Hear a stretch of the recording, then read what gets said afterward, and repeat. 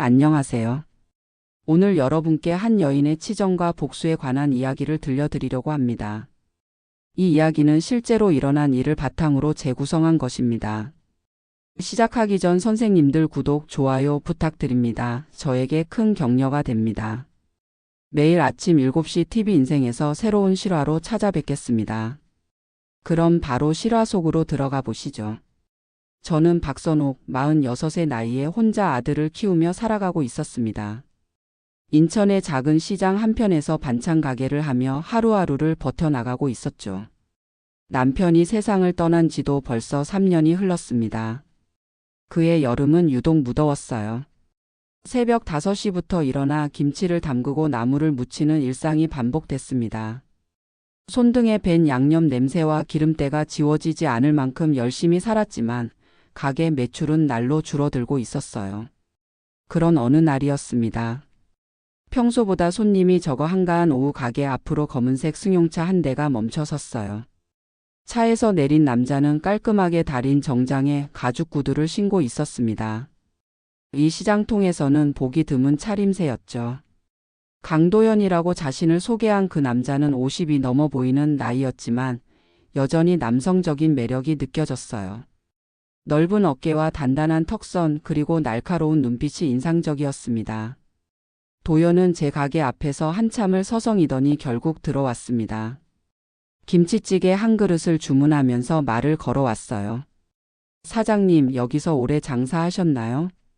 네, 남편과 함께 시작해서 벌써 10년이 넘었습니다. 그렇군요. 혹시 이 일대 재개발 소식 들어보셨어요? 저는 깜짝 놀랐습니다. 재개발이라니 처음 듣는 얘기였거든요. 도연은 천천히 김치찌개를 먹으며 계속 말했어요. 곧 이 지역 전체가 아파트 단지로 바뀔 예정입니다. 상인분들은 아직 모르시는 것 같던데 미리 준비하시는 게 좋을 거예요. 제 가슴이 두근거리기 시작했습니다. 재개발이 되면 보상금을 받을 수 있다는 뜻이었으니까요.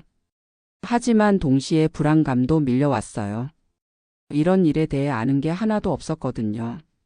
도연은 제 표정을 읽기라도 한 듯 부드럽게 미소를 지었습니다. 걱정하지 마세요. 제가 부동산 쪽 일을 하고 있으니 도움을 드릴 수 있어요. 혼자서는 제대로 된 보상을 받기 어려울 테니까요. 그날 밤 저는 잠을 이룰 수 없었습니다. 재개발 얘기가 사실이라면 지금까지의 궁핍한 생활에서 벗어날 수 있을지도 모른다는 희망과 모르는 남자를 믿어도 되는 건지에 대한 의구심이 교차했어요. 다음 날 아침 도연이 다시 가게에 나타났습니다. 이번에는 서류 가방을 들고 왔어요. 어제 말씀드린 재개발 관련 자료들입니다. 한번 보시죠. 서류를 펼쳐 보인 도연의 손가락이 제 손등을 스쳤습니다. 순간 전기가 흐르는 듯한 느낌이 들었어요. 오랫동안 잊고 살았던 감정이 다시 꿈틀거리기 시작했습니다. 도연은 복잡한 서류들을 하나하나 설명해 주었습니다. 보상금 산정 방식부터 협상 요령까지 혼자서는 절대 알 수 없었을 정보들이었어요. 그의 목소리는 자신감에 차 있었고 저도 모르게 그에게 의존하게 되었습니다. 며칠 후 도연은 제게 구체적인 제안을 했어요. 선옥 씨, 저와 함께 투자 사업을 해보시는 게 어떨까요? 재개발 보상금만으로는 한계가 있어요.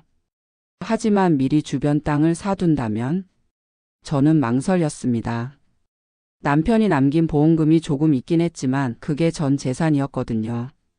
하지만 도연의 말에는 설득력이 있었어요. 위험하긴 하지만 성공하면 아들 대학 등록금 걱정은 없어질 거예요. 저를 믿어보시죠. 그의 진한 눈빛이 저를 바라볼 때마다 가슴이 떨렸습니다. 남편이 죽은 후 처음으로 느끼는 설렘이었어요. 결국 저는 그의 제안을 받아들였습니다. 도연과 함께 보낸 시간들은 달콤했습니다. 업무상 만남이라는 핑계로 자주 만났고 술 한잔하며 서로의 속마음을 털어놓기도 했어요. 그는 저의 외로움을 달래주는 유일한 존재가 되어갔습니다. 시장 사람들의 시선이 따가웠지만 상관없었어요. 오랫동안 혼자 살며 체념하고 있던 제 마음에 다시 불이 붙기 시작했으니까요. 도연과 함께 있을 때면 마치 20살 처녀가 된 기분이었습니다. 하지만 시장 어귀의 할머니들은 수군거렸어요. 저 과부년이 남자한테 홀려서 돈까지 날릴 모양이야. 그런 소문도 저에게는 들리지 않았습니다. 아니, 들리긴 했지만 무시했어요. 이번만큼은 제 인생의 기회가 온 것 같았거든요. 도연과의 만남이 잦아지면서 저희는 자연스럽게 가까워졌습니다. 그는 항상 신중하고 세심했어요. 제가 모르는 복잡한 부동산 절차들을 대신 처리해 주었고, 때로는 제 어깨를 다독이며 격려해 주기도 했습니다. 어느 날 저녁 도연이 제안했어요. 선옥 씨, 오늘은 조용한 곳에서 얘기해 보면 어떨까요? 중요한 서류 검토할 것도 있고요. 저는 가슴이 두근거렸습니다. 그의 제안이 단순히 업무적인 것만은 아니라는 걸 직감적으로 알았거든요. 하지만 거부할 수 없었어요. 아니, 거부하고 싶지 않았습니다. 그날 밤 모텔에서 저희는 선을 넘었습니다. 오랜 기간 혼자 살며 억눌러왔던 욕망이 한 번에 터져 나왔어요. 도연의 거친 손길과 뜨거운 숨결에 저는 완전히 무너져 내렸습니다. 그 후로 저희의 관계는 더욱 깊어졌어요. 낮에는 사업 파트너, 밤에는 연인이 되었습니다. 도연은 제게 그동안 느껴보지 못했던 짜릿한 쾌감을 선사해 주었어요. 하지만 시장 사람들의 시선은 날로 차가워졌습니다. 특히 옆가게 김씨 아주머니는 대놓고 핀잔을 주었어요. 선호가 정신 좀 차려. 저런 남자가 너 같은 과부한테 진심일 리 없잖아. 그런 말들이 가슴에 박혔지만 저는 애써 무시했습니다. 도연과 함께 있을 때면 모든 걱정이 사라졌거든요. 도연은 제게 투자 계획을 자세히 설명해 주었습니다. 시장 주변 땅 몇 군데를 미리 매입해 두면 재개발 때 큰 이익을 얻을 수 있다는 것이었어요. 저는 보험금 2천만 원을 모두 그에게 맡겼습니다. 믿어주셔서 고맙습니다. 실망시키지 않을게요. 도연의 말에 저는 완전히 빠져들었어요. 그와 함께하는 미래를 그려보며 행복해했습니다. 그런데 한 달쯤 지났을 때부터 이상한 낌새를 느끼기 시작했어요. 도연이 약속 시간에 늦거나 연락이 안 되는 일이 잦아졌습니다. 그럴 때마다 그는 다른 투자자들과의 미팅 때문이라고 둘러댔어요. 어느 날 밤 저는 참을 수 없어서 도연에게 따져 물었습니다. 도연 씨, 요즘 뭔가 이상해요. 혹시 저 말고 다른 여자라도 있는 건 아니죠? 도연은 당황한 기색을 보이더니 급하게 변명했어요. 무슨 소리예요? 당신 외에는 아무도 없어요. 요즘 사업이 복잡해져서 그런 거예요. 하지만 그의 표정 어딘가에서 거짓말의 그림자를 읽을 수 있었습니다. 불안감이 몰려왔지만 저는 애써 믿으려 했어요. 이미 모든 걸 그에게 맡긴 상황이었거든요. 며칠 뒤 충격적인 소식을 들었습니다. 시장 반대편에서 생선 가게를 하는 박 아저씨가 도연과 비슷한 사기를 당했다는 거였어요. 똑같이 재개발 투자 명목으로 돈을 날렸다고 했습니다. 그 순간 등줄기에 찬 기운이 돌았어요. 설마 하는 생각이 들었지만 불안감을 떨칠 수 없었습니다. 그날 밤 도연에게 전화를 걸었지만 계속 꺼져 있었어요. 이틀 동안 연락이 안 되자 저는 직접 그가 알려준 사무실로 찾아갔습니다. 하지만 그곳에는 이미 다른 업체가 들어와 있었어요. 건물관리소에서 확인해 보니 도연이라는 사람은 애초에 그 사무실에 없었다고 했습니다. 그제야 저는 깨달았어요. 제가 완전히 속아 넘어갔다는 걸요. 남편이 남긴 마지막 유산마저 한순간에 날려버린 겁니다. 분노와 절망이 동시에 밀려왔어요. 하지만 더 큰 충격은 그 다음이었습니다. 시장 김 아저씨가 저를 찾아와 말했어요. 선호가 그 강도연이라는 놈 말이야. 내 남편하고 원래 아는 사이였대. 무슨 말인지 이해할 수 없었습니다. 김 아저씨는 침을 삼키며 계속 말했어요. 몇 년 전 내 남편이 사업 실패했을 때 그때 돈 빌려준 사람이 강도연이었어. 근데 이자가 어마어마했다고 하더라. 머리가 하얘졌습니다. 남편의 죽음에 도연이 연관되어 있다는 건가요? 김 아저씨의 말은 계속 이어졌어요. 내 남편이 갑자기 죽고 나서 강도연이 가게 권리금이며 뭐며 다 가져갔다고 하던데. 그때는 내가 상 치르느라 정신없어서 몰랐겠지만 모든 게 연결되기 시작했습니다. 남편의 갑작스러운 죽음, 그 후에 극심한 생활고 그리고 도연의 등장. 이 모든 게 우연이 아니었던 거예요. 그날 밤 저는 남편의 유품을 뒤져보았습니다.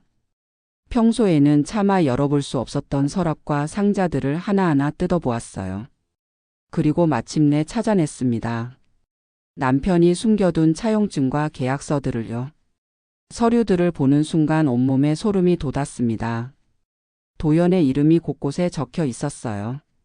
그것도 채권자로 말이죠.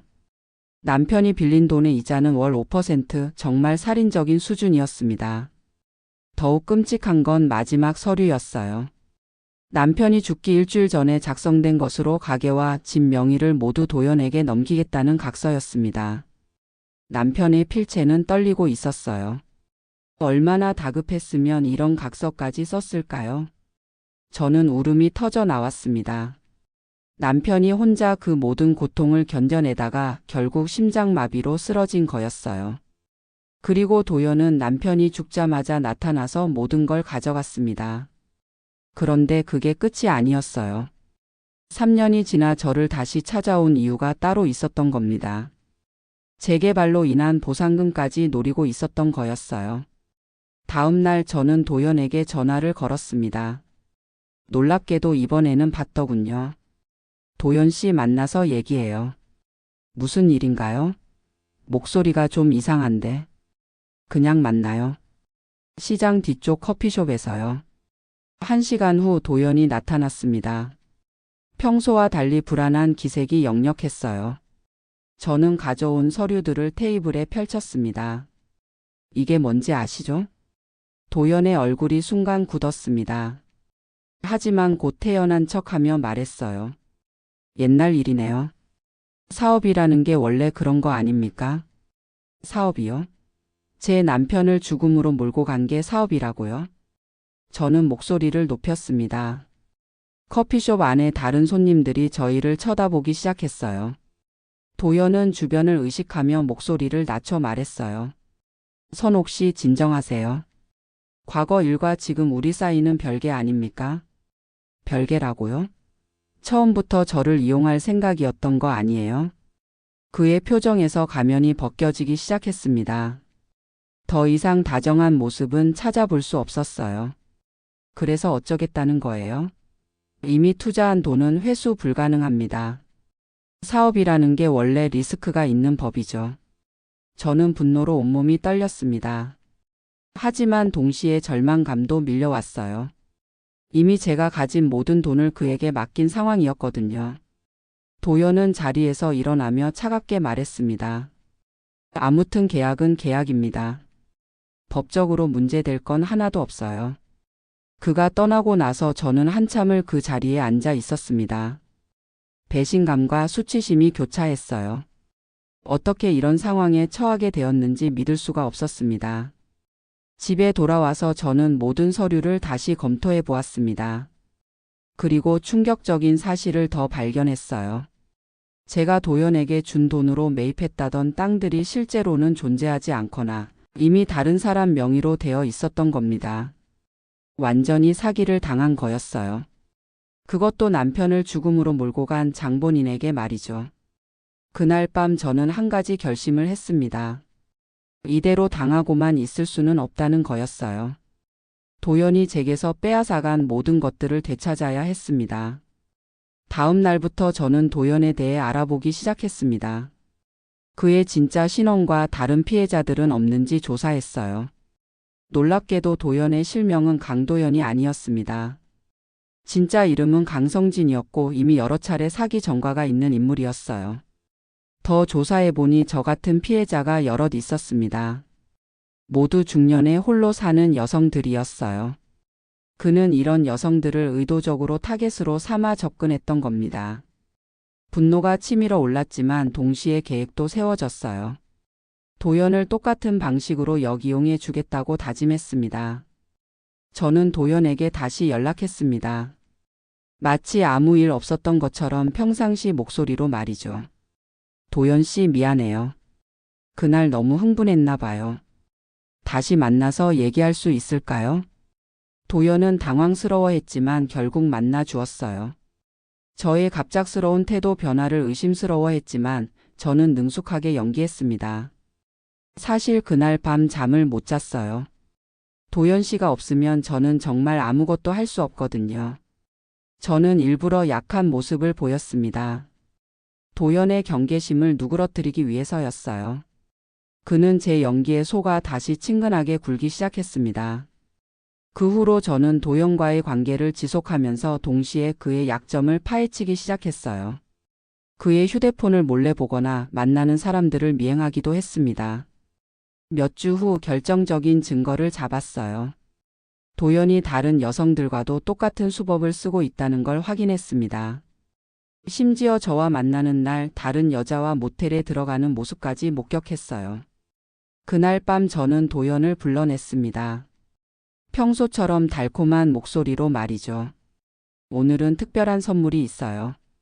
우리 둘만의 시간을 보내요. 도연은 기뻐하며 저와 함께 모텔로 향했습니다. 하지만 그는 몰랐어요.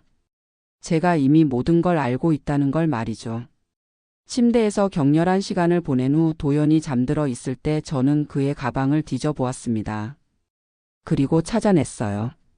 다른 피해자들의 명단과 사기 수법이 적힌 수첩을 말이죠. 더 놀라운 건 그 수첩에 남편의 이름까지 적혀 있었다는 겁니다. 남편을 어떻게 죽음으로 몰고 갔는지 과정까지 자세히 기록되어 있었어요. 저는 그 수첩을 복사한 뒤 다시 제자리에 놓았습니다. 이제 도연을 완전히 무너뜨릴 무기가 생긴 거였어요. 다음 날부터 저는 계획을 실행에 옮겼습니다. 먼저 도연의 다른 피해자들을 찾아가 함께 고발하자고 설득했어요. 처음에는 다들 망설였지만 증거를 보여주자 동참하기로 했습니다. 동시에 저는 도연에게는 더욱 적극적으로 다가갔어요. 마치 그에게 완전히 빠진 것처럼 행동하며 그의 경계를 허물었습니다. 도연 씨, 저 정말 당신 없으면 안 돼요. 앞으로 쭉 함께해요. 도연은 제 변화를 수상하게 여겼지만 저의 연기력은 그가 생각했던 것보다 훨씬 뛰어났어요. 저는 절박한 과부가 마지막 희망으로 그에게 매달리는 모습을 완벽하게 연출했습니다. 그러면서 틈틈이 그의 약점을 더 파헤쳤어요. 다른 사기 현장을 몰래 촬영하고 그의 진짜 신분과 과거 전과를 모두 조사했습니다. 한 달 후 모든 준비가 끝났을 때 저는 마침내 도연에게 진실을 털어놓았습니다. 그가 가장 방심하고 있을 때 침대에서 하반신을 드러낸 채 누워 있을 때였어요. 도연 씨, 제가 모든 걸 알고 있다는 거 아세요? 도연의 표정이 순간 얼어붙었습니다. 저는 차가운 미소를 지으며 계속 말했어요. 제 남편을 죽음으로 몰고 간 것도 지금 저를 속이고 있는 것도 다 알고 있어요. 그때부터 진짜 게임이 시작되었습니다. 일주일 후 재개발 소식이 정말로 발표되었습니다. 하지만 이번에는 제가 먼저 움직였어요. 도연이 제게서 빼앗아간 돈으로 실제로 매입한 땅들의 명의를 되찾았고 경찰에 신고해서 그의 사기 행각을 폭로했습니다. 도연은 결국 구속되었고 저는 남편의 원수를 갚을 수 있었어요. 그리고 재개발 보상금으로 새로운 삶을 시작할 기회를 얻었습니다. 마지막으로 도연을 면회 갔을 때 그가 물었어요. 언제부터 알고 있었어? 저는 차갑게 대답했습니다. 남편의 서류를 발견한 그날부터요. 하지만 그보다 중요한 건 당신이 저를 얕본 거예요. 도연의 얼굴에 패배감이 스쳤어요. 그는 자신이 완벽하게 속았다는 걸 깨달았습니다. 그 후 저는 새로운 시작을 했어요. 재개발 보상금과 되찾은 재산으로 더 큰 식당을 열었습니다. 시장이 철거된 자리에는 높은 아파트들이 들어섰지만 저는 그 근처에 새로운 터전을 마련했어요. 가끔 그 시절을 떠올리면 가슴이 아프지만 동시에 제 자신이 자랑스럽기도 합니다. 남편의 원수를 갚았고 더 강한 여자로 거듭날 수 있었거든요. 지금 제 식당은 동네에서 가장 인기 있는 곳이 되었어요. 아들도 좋은 대학에 진학해서 열심히 공부하고 있습니다. 그 모든 게 제가 포기하지 않고 끝까지 싸웠기 때문에 가능한 일이었어요. 도연은 지금 감옥에서 10년형을 살고 있습니다. 저뿐만 아니라 다른 피해자들의 고발이 이어지면서 추가 혐의까지 더해진 결과였어요.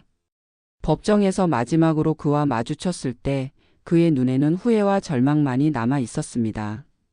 저는 그에게 마지막으로 한마디 했어요. 당신이 제 남편에게 했던 그 고통을 이제 당신이 직접 느껴보세요. 그날 법정을 나서면서 저는 비로소 모든 게 끝났다는 걸 실감했습니다. 복수는 완성되었고 새로운 인생이 기다리고 있었어요. 몇 년이 지난 지금 저는 가끔 그 시절의 저 자신을 돌아봅니다. 순진하고 약했던 과부에서 냉철하고 강인한 여자로 변한 과정이 꿈만 같아요. 하지만 그 모든 시련이 저를 더 단단하게 만들어준 건 분명합니다. 아직도 밤늦게 혼자 있을 때면 도영과 보냈던 뜨거운 밤들이 떠오르곤 해요. 그때의 감정이 모두 거짓이었다는 걸 알면서도 몸은 기억하고 있거든요. 하지만 그런 유혹에 다시 빠지지는 않을 겁니다. 이제 저는 누구에게도 속지 않아요. 제 식당 벽에는 남편의 사진이 걸려 있습니다. 매일 아침 그 사진 앞에서 인사를 드려요. 여보, 이제 편히 쉬세요. 당신의 원수는 제가 다 갚았어요. 그리고 하루의 장사를 시작합니다. 더 이상 두려워하지 않는 강한 여자로서 말이죠. 선생님들의 삶에도 진심 어린 사랑과 따뜻한 행복이 가득하기를 마음 깊이 기원합니다.